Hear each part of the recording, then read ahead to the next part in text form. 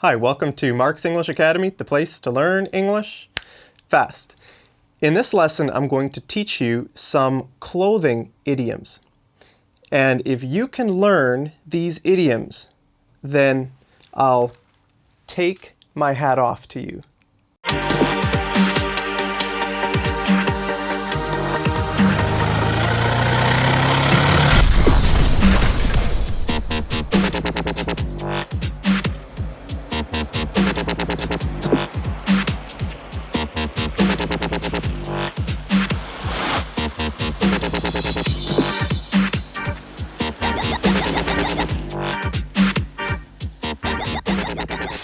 Okay, before criticizing someone, you should walk a mile in their shoes. Before criticizing someone, walk a mile in their shoes. To walk a mile in someone's shoes means that you should try to imagine what kind of situation they're in. What are they going through? Maybe you don't understand all the challenges they're facing. For example, I could say, if you think teaching English grammar is easy, then you should walk a mile in my shoes, because teaching English grammar is a nightmare. Okay, the last thing we need is more boots on the ground. Now, this is a military expression, and if you like American politics, you'll hear this a lot. Boots on the ground. That means sending the army into a country. So you're sending troops into a country. When the United States invaded Iraq, George Bush put troops on the ground in Iraq. But when Barack Obama was elected as President of the United States, he didn't want troops on the ground. He wanted to take the troops back. Okay, and he doesn't want to have troops on the ground in Afghanistan or anywhere else. He wants to use drones. All right, so that's what boots on the ground, it means military personnel in another country. So her English impressed the socks off me. That means I was really surprised at how good her English was. I didn't even know she spoke English. Then when she started speaking, it impressed the socks off me. All right, so if I ever meet you, I hope your English impresses the socks off me. You better pull up your socks or you're out of here. You better pull up your socks or you're out of here.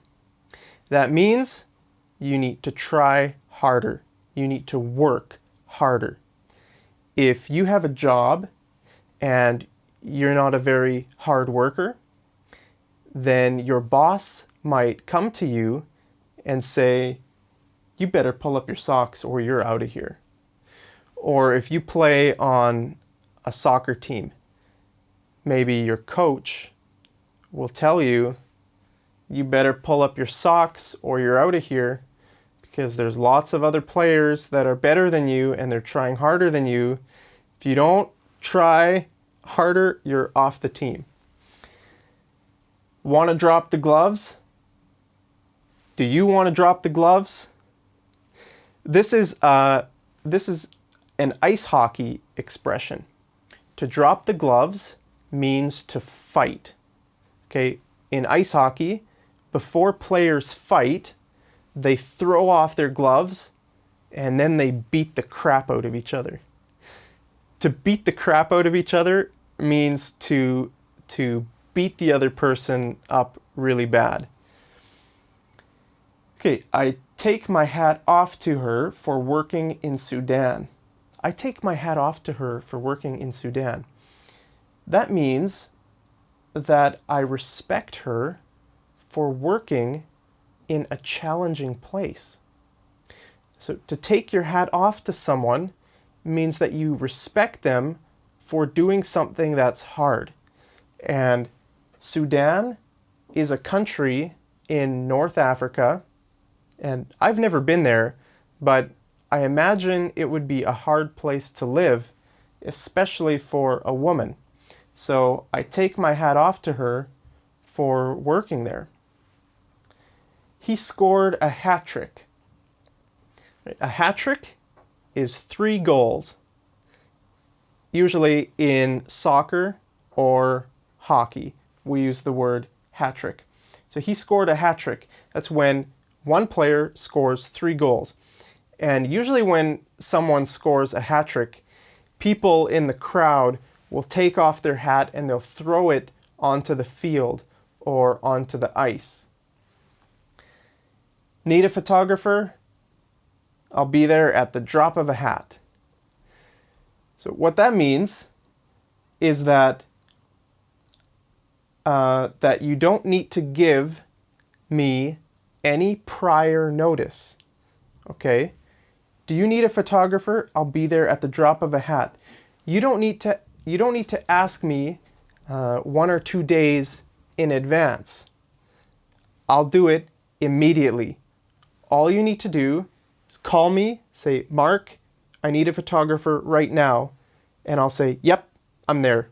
5 minutes. Okay? Now, why would I be there at the drop of a hat? Because I love photography. I do photography, I would do it for any excuse because I love it so much. Even if I'm busy working, if you ask me to come do photography for you, then I'd say I'll be there at the drop of a hat. I'll leave my work and I'll come right away because I love it so much. Do you love photography? If you need a photographer, I'll be there at the drop of a hat. But hopefully you love it too, and then you can take your own pictures. Okay, so next I'm going to teach you even more idioms that have to do with clothing. But first, it's sponsor time. This lesson is brought to you by nobody.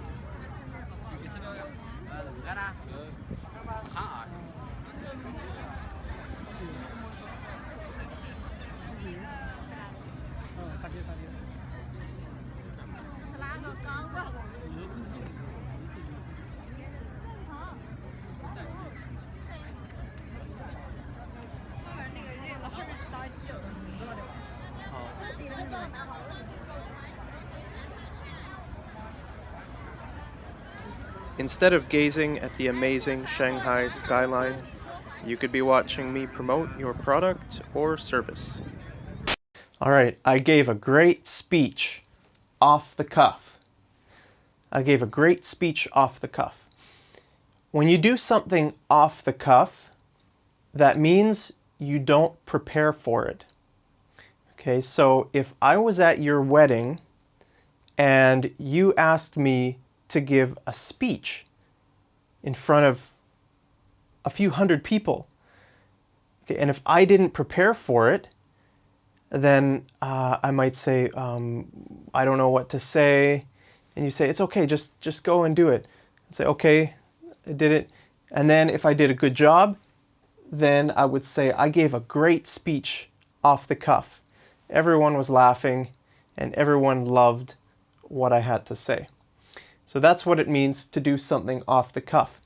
Also, one time I went to Jamaica off the cuff.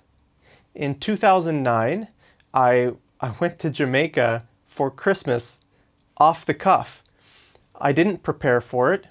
I prepared about 3 hours. That's it. And I flew to Jamaica. It was an interesting trip, but I did that off the cuff. So, you have to roll up your sleeves and study. You have to roll up your sleeves and study.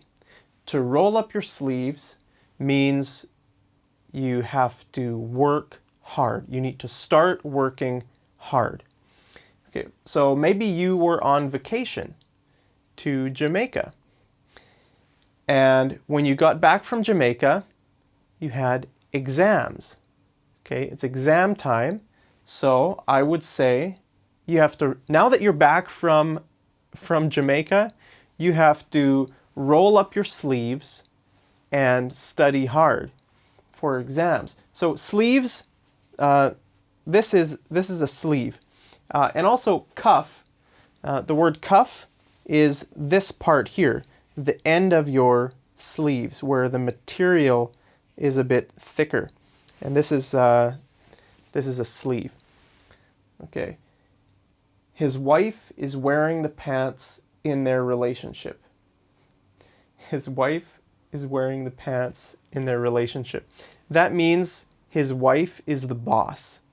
His wife is the boss in the relationship.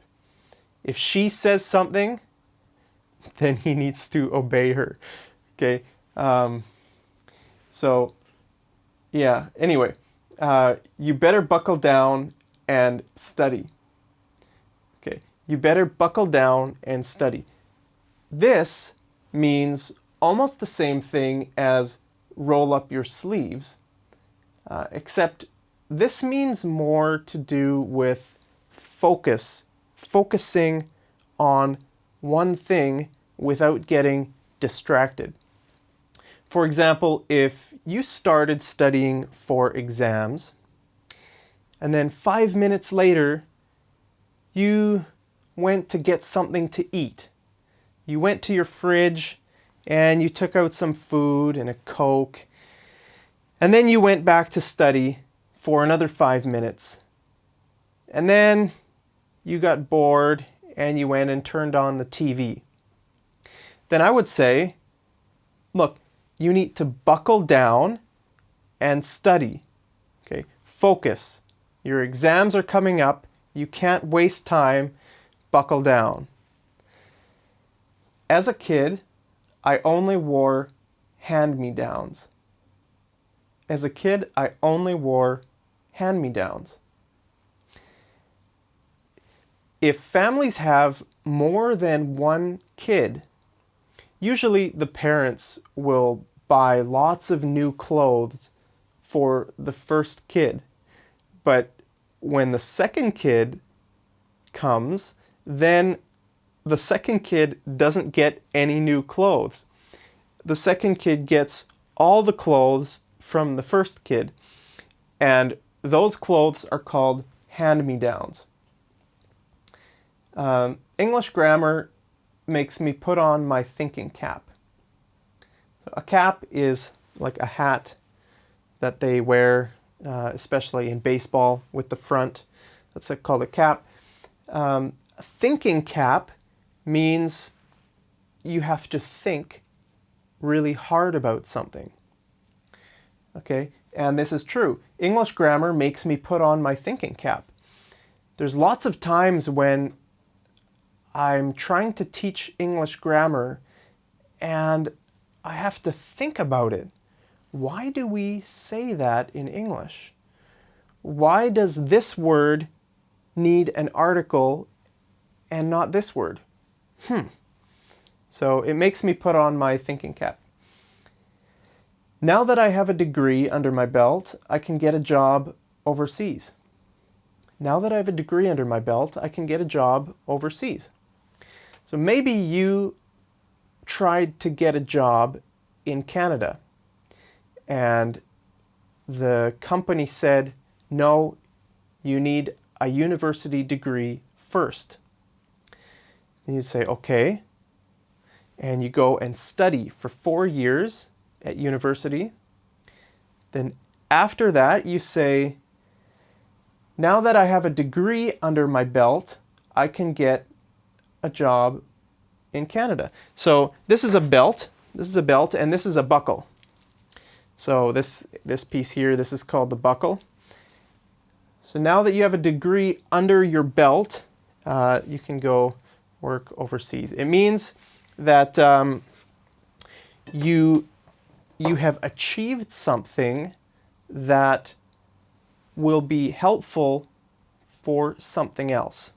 Okay, so you need a degree to study overseas. That's why we say you have a degree under your belt. Now you can do whatever you want overseas. Okay, there are your idioms for today. If you wore hand-me-downs when you were a kid, then click on the like button right down there, and I'll see you over in the next lesson. Take care.